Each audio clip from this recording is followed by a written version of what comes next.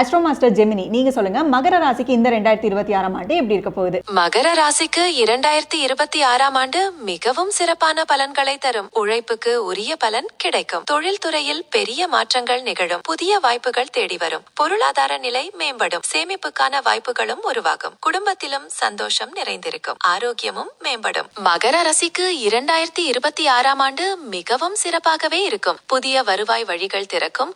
சேமிப்புக்கான வாய்ப்புகளும் உருவாகும். இருப்பினும் சில பெரிய செலவுகளும் ஏற்படலாம். எனவே வரவுக்கேற்ப செலவுகளை கட்டுக்குள் வைத்திருப்பது நல்லது. திட்டமிட்டு செய்வற்றா நிதி நிலைமையில் எந்த பிரச்சனையும் இருக்காது. மகர ராசிக்கு குடும்ப ஒற்றுமை நன்றாகவே இருக்கும். அன்பரே, சிறு சிறு பிரச்சனைகள் ஏற்பட்டாலும் இறுதியில் ஒற்றுமையே நிலைக்கும். ஒருவருக்கொருவர் புரிதல் மேம்படும்.